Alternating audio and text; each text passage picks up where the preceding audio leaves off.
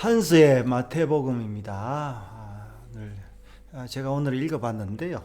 굉장히 은혜롭습니다. 이제 좀 우리가 열처녀 비유에서 못 보던 그런 비유들도 우리가 한번 볼 수가 있는, 이제 오늘 목사님께서 저렇게 써놨습니다. 보겠습니다. 본문부터 한번 볼까요?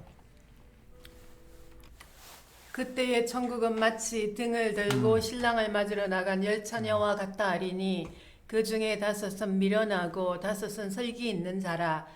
미련한 자들은 등을 가지되 기름을 가지지 아니하고 설기 있는 자들은 그릇에 기름을 담아 등과 함께 가져갔더니 신랑이 드디움으로 다 졸며 잘새 밤중에 소리가 나되 보라 신랑이로다 맞으러 나오라 하며 이에 그 처녀들이 다 일어나 등을 준비할세 미련한 자들이 설기 있는 자들에게 이르되 우리 등불이 꺼져가니 너희 기름을 좀 나눠달라 하거늘 설기 있는 자들이 대답하여 이르되 우리와 너희가 쓰기에 다 부족할까 하노니 차라리 파는 자들에게 가서 너희 쓸 것을 사라 하니 그들이 사러 간 사이에 신랑이 오므로 준비하였던 자들은 함께 혼인잔치에 들어가고 문은 닫힌지라. 그 후에 남은 처녀들이 와서 이르되 주여 주여 우리에게 열어주소서. 대답하여 이르되 진실로 너희에게 이르노니 내가 너희를 알지 못하노라 하였느니라. 그런즉 깨어있으라 너희는 그 날과 그때를 알지 못하느니라.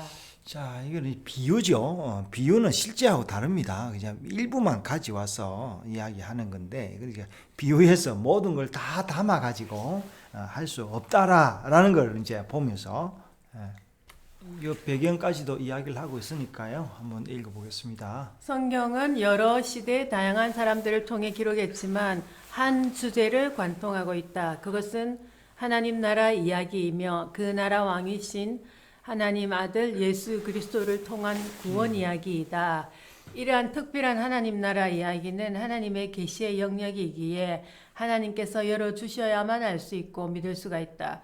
또한 하나님 나라 이야기는 창조부터 종말까지 하나님의 시간 속의 이야기이기도 하기에 성도들은 하나님의 시간에 관심을 갖고 귀를 기울여야 한다. 우리가 이제 언어 같은 거 보면은 이제 제가 미국에 있을 때 보니까 제가 미국 사람들이 하는 농담이라든지 이런 거 잘 모르겠더라고요. 왜냐하니까 내가 그 나라 사람이 아니라. 그래서 이 성경도 마찬가지입니다. 이 구원 이야기도 마치 이 다른 사람이 읽으면 몰라요. 심지어 예수님이 비유할 때 뭐랬어요. 유대인들 바리새인과 서기관들은 그렇게 많이 배웠는데 그 간단한 걸 모르는 거예요. 누구는 아는데 제자들은 알죠. 못 배운 제자들은 아는데, 그리고 또 배우지는 못한 그 평민들도 아는데.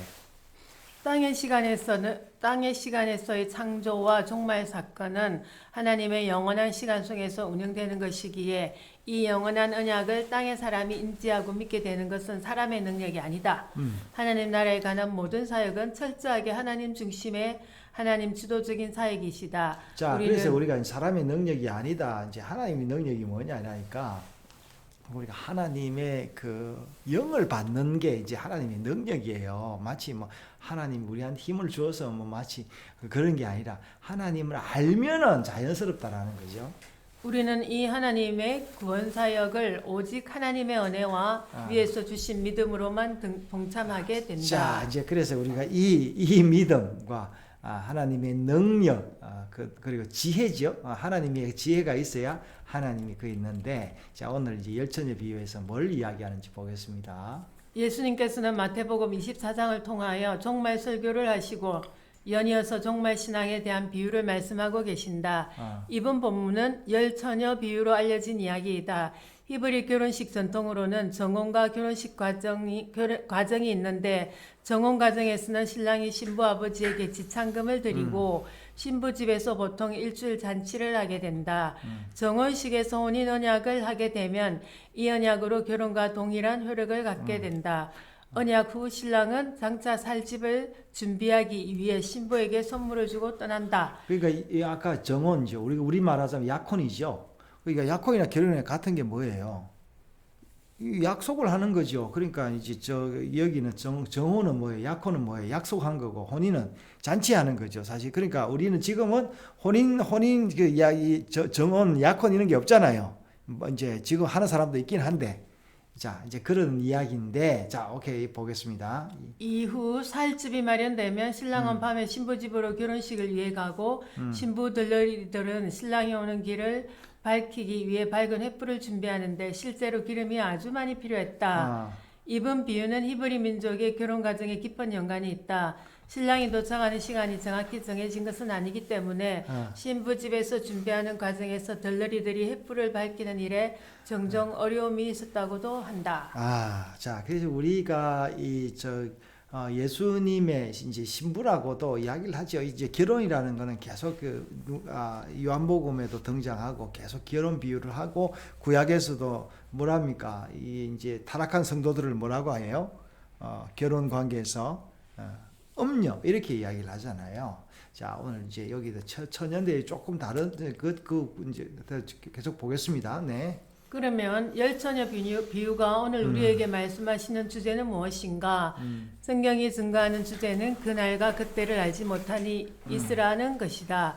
등불과 기름 준비도 소재는 될 수 있겠으나 성경이 말씀하고 계시기에 비유 해석상 중심 주제는 아니다. 깨어 있으라 라는 주제는 종말 신앙과도 연결되는 주제인데 먼저 깨어 있다라는 성경적 의미를 바로 알아야 한다. 먼저 성도들은 자신이 스스로 깨어 있을 수 없는 존재임을 알아야 한다. 예. 열 처녀 중 5명 슬기로운 처녀와 5명의 미련한 처녀가 나온다. 그런데 사실은 이 10명 모두가 신랑이 드디어 오므로 다 졸며 잤다라고 말하고 있다. 그래서 우리가 성경을 사람 중심으로 오해하면 깨어 있으라라는 말을 내 인과 의지로 깨어 있을 수가 있다고 생각하고 깨어 있는 훈련을 하고 마침내 잠을 정복하는 슈퍼맨 인간을 만들어내려고 한다. 자, 그러니까 이게 우리가 신앙이 뭐냐, 무슨 의지를 강하게 하는 그런 사람. 제가 처음에 이제 신앙생활 할 때 마치 뭐 기도를 열심히 하고 크게 하고 뭐 새벽에 나와서 기도하고 산기도 가면 그런 줄 알고 제가 그렇게 해봤습니다. 그건 저는 안 되더라고요. 오랫동안 했습니다. 소재로 기름 준비도 마찬가지다. 내가 어떤 수단이나 방법 통하여 기름을 계속 공급할 수 있다는 자기 능력을 키우게 된다. 계속되는 교훈이지만 깨어 있으라는 말은 뜬 눈으로 지내라는 말이 아니다. 분별력과 의식을 가지고 준비하라는 말씀인데 이것은 은혜 가운데 낮에 속하여 빛 속에 있을 때 가능한 일이다. 그리고 이 깨어 있는 사람이 바로 기름을 준비한 사람이다. 자, 그래서 우리가 이제 신앙을 잘못 생각을 하면은 그 의지가 이제 아주 좋은 사람, 그런 사람으로 생각을 하고, 뭐 그리고 머리가 좋은 사람 이런 사람으로 생각을 하고, 잘 외우는 사람, 뭐 기도를 잘하는 사람, 전도를 잘하는 사람, 뭐 사업을 잘하는 사람 이런 생각 그게 아니에요. 신자는 뭐예요? 그냥 천연대 뭐예요? 등과 기름을 준비한 사람. 그 사람이 졸 수도 있고 죄를 지을 수도 있고 뭐 연약할 수도 있고 미련할 수도 있는데 자, 그러면서 한번 보겠습니다. 슬기로운 5 처녀는 신랑이 올 때 육체적으로 잠이 들었지만 기름을 준비했고 깨어 있었다. 이것이 무슨 말인가? 이것은 슬기로운 처녀들은 하나님의 은혜로 그 안에 이미 신랑을 준비하고 산 사람들이라. 그리고 이들의 삶의 원리는 신랑으로만 살 수 있다는 은혜의 고백이 있는 사람들이다. 미련한 처녀들은 자기들의 시간으로 살았지만 슬기로운 처녀들은 신랑의 시간 속에 산 사람들이다. 노아는 하나님의 명령대로 방주를 만들었고 이미 그는 홍수 전에 그 방주 안에서 살았던 것이다. 자, 이게 무슨 말이에요? 지금 이건 조금 설명이 필요한데. 노아가 방주도 안 지는데 방주 속에 살았다. 이렇게 표현했거든요. 이것도 문학이에요. 은혜의 방주 속에 이미 하나님의 그렇죠. 은혜의 방주. 그럼요. 그러니까 이게 소위 말하는 그 하나님의 말씀과 사랑 안에 살았다라는 거죠. 그래서 사실 우리가 이렇게 보면은 뭐 만세전에 우리를 낳았다 그랬잖아요. 그러니까 지금 우리는 태어난 지 이제 뭐 저 같은 경우 이제 겨우 59년밖에 안 됐는데 만세전에 낳았다 이러니까 이 말이 안 되는데 이제 이것도 그렇게 해석할 수 있는 것 같아요. 이제 그래서 오늘 이제 목사님 이렇게 이야기를 했죠. 그리고 노아는 홍수가 언제 오더라도 슬기로운 처녀들은 신랑이 언제 오더라도 이미 종말을 살고 있었다. 우리는 율법에 읽으면서도 자, 이 지금 놀라운 이야기인데요. 이 지금 우리가 이제 신랑이 안 왔지만 신랑이 온 것처럼 살아가는 거죠. 그게 이제 믿음으로 사는 건데 이 또한 하나님 나라 사람이 아니면 알 수 없다. 우리는 율법을 읽으면서도 그 안에 생명을 찾아야 한다. 어느 때 어느 장소에 있더라도 믿음으로 빛이신 예수님 안에 그 안에 기름 준비함이요 깨어있는 은혜 가운데 있음을 알아야 한다. 하나님의 은혜로 신랑 예수만이 필요한 가난한 병든 사람 죽었던 사람임을 아는 믿음 이것이 기름을 준비하고 깨어있는 슬기로운 처녀의 모습이다. 자, 오늘 슬기로운 처녀인지 한번 증명을 해보세요. 오늘 말씀 읽었으면은. 말씀 읽은 대로 얘기하자면 그냥 그 슬기로운 처녀들은 하나님과 예. 소위 말하는 파이프 연결관이 연결되어 있는 거예요. 근데 이제 미련한 처녀들은 연결고리가 파이프 연결이 안 돼 있는데 있다고 가정을 하는 거예요. 늘 그러니까 없는데도 불구하고 일부러 이제 가져와서 그냥 또 교회 생활하다 보면 기도 응답도 받았지 않았는데 기도 응답 받았다 이제 이러잖아요. 이제 그런 거예요. 예. 자, 오늘 이제 우리가 이제 슬기로운 성도가 뭐 누구냐? 슬기로운 성도가 되는 게 아니라 슬기로운 성도로 우리가 태어났습니다. 이제 그걸 알아가는 거예요. 그러니까 그거를 비밀을 알아가면은 문제가 없습니다. 자, 오늘 한스의 마태복음 감사합니다.